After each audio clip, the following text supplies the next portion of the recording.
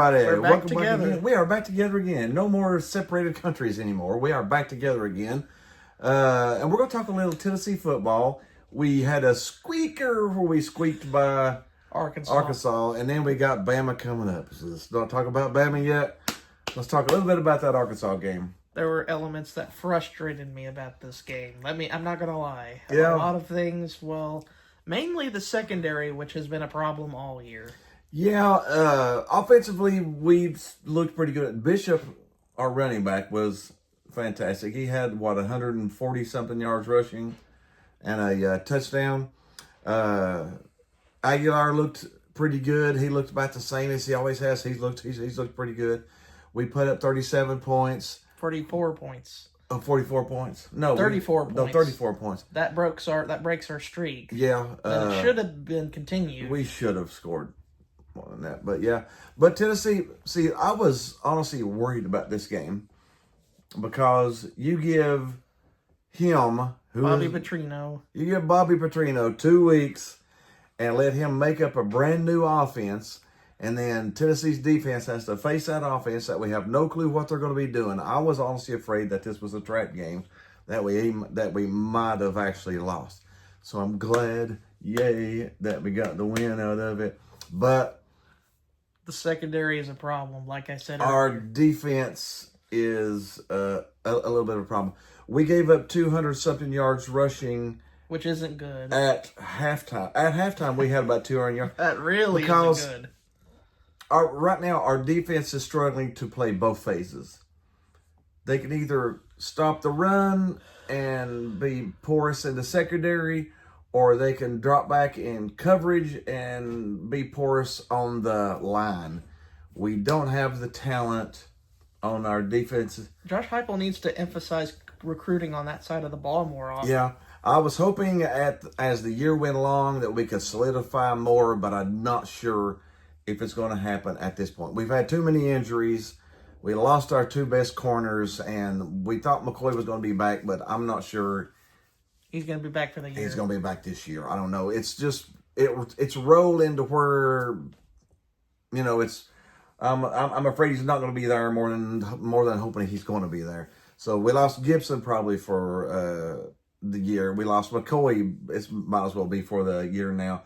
Luckily, we got a transfer with Colton Hood, or else the secondary would even be worse, which is hard to think. But our secondary is young, and we just don't have an identity on defense. We're struggling there. We don't have an identity on defense. We can either give up a ton of rushing yards or give up a boatload of passing yards. So they actually said in the first half of the Arkansas game, they went up to, they dropped back to stop the pass because our pass defense is struggling right now. 118th in the country. It's struggling pretty bad right now. So they dropped it back to try to help that. Well, in dropping back, they left the front open, and Arkansas rushed for 200 yards. So in the second half, they said, they bunched up to stop the rush, and then we got passed on. So we can't. Right now, our defense cannot stop both phases. So we have to pick out the team we're playing, what's their strong point, and just try to work on stopping their strong point. And just hope that's good enough.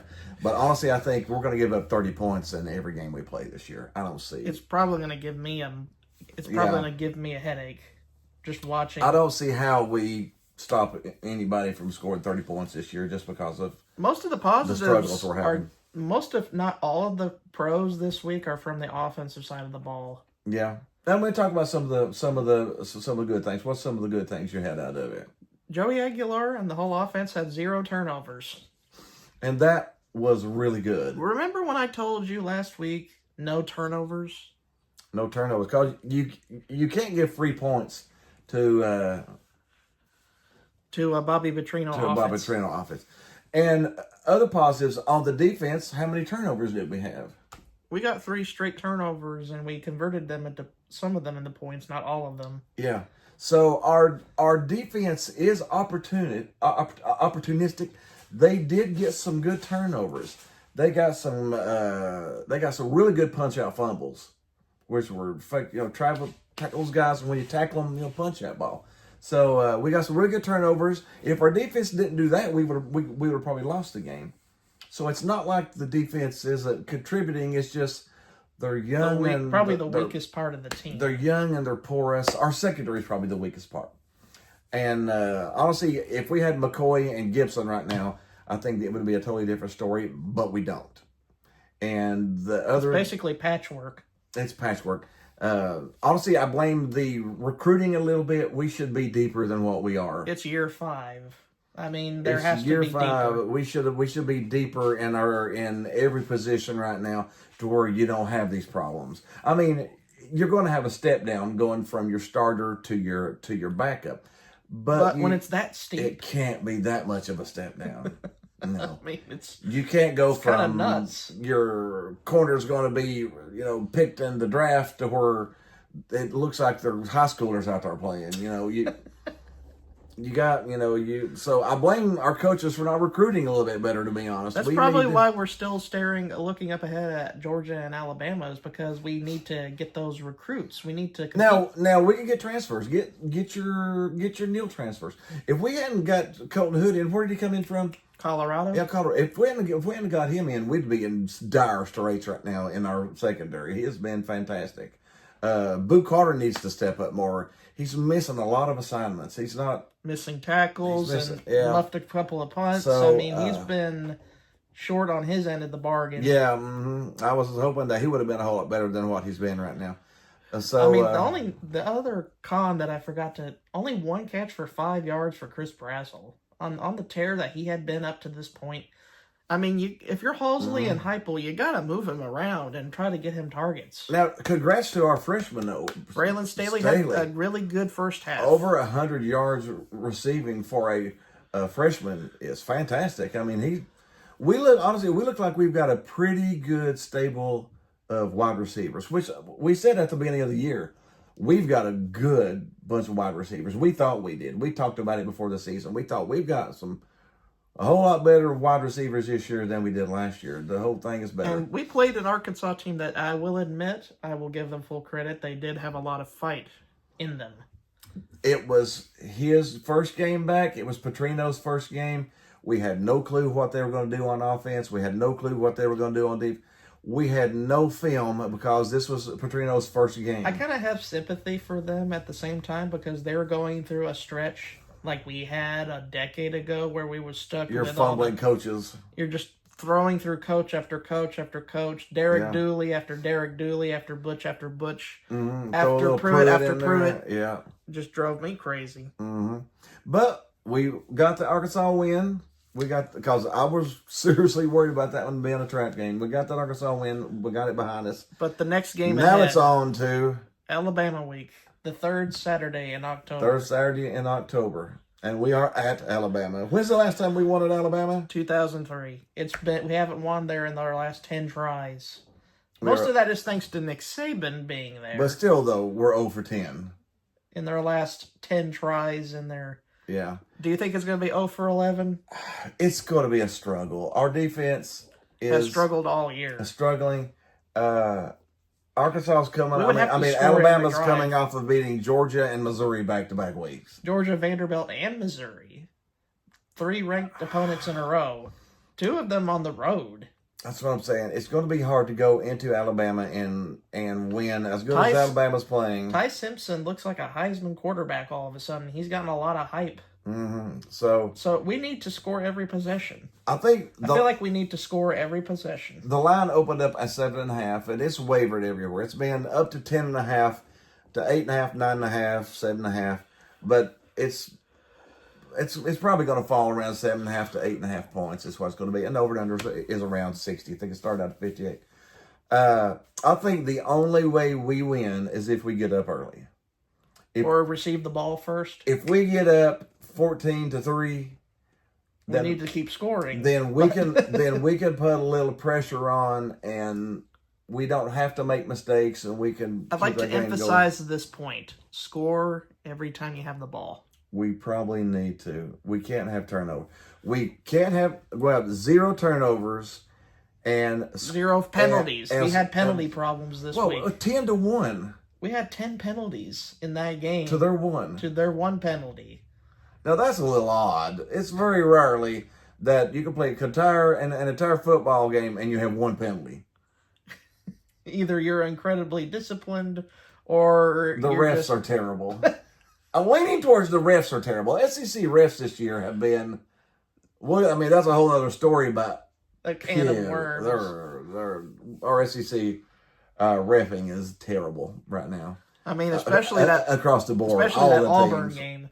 You see that Auburn play where the quarterback for Auburn, Arnold, was just above the goal line, got it across the goal line, and they said it was short. Yeah, when it was about 2 or 3 inches past. But anyways, we won't talk too much about the ref. But we need to have no turnovers. No penalties. Limit the penalties. Let's say 5 or less. No turnovers, a few penalties, and score early. We have to do those things. And here's the last point that we definitely don't need to do here. Don't go turtle hermit.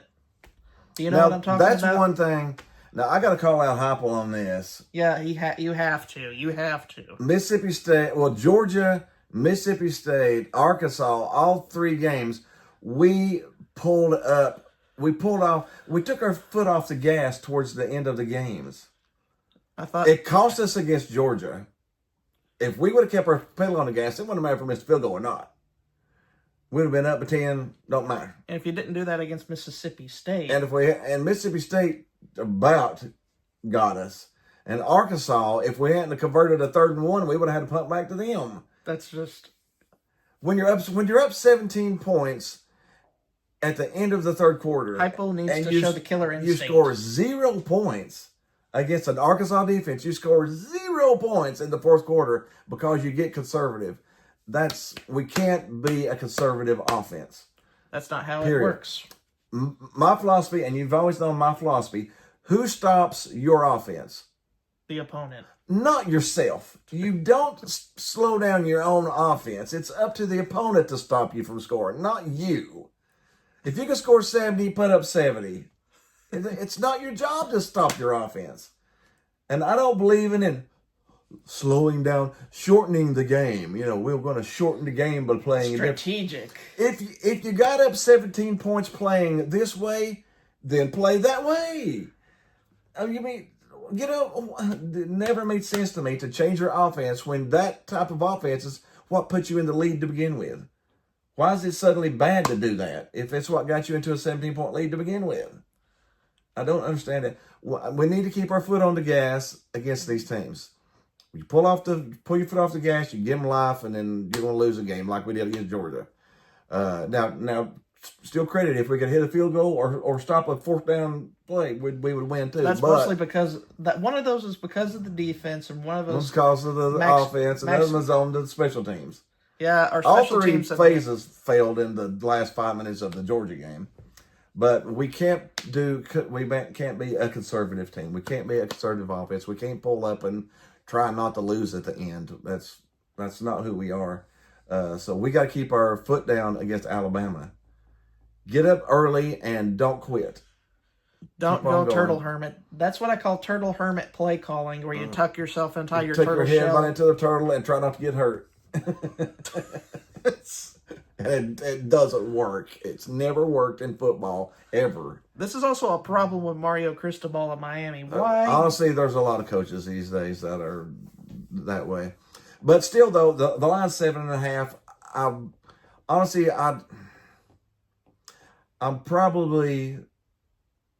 I think Alabama wins. I don't think the way our defense is right now that we can go to Alabama and win.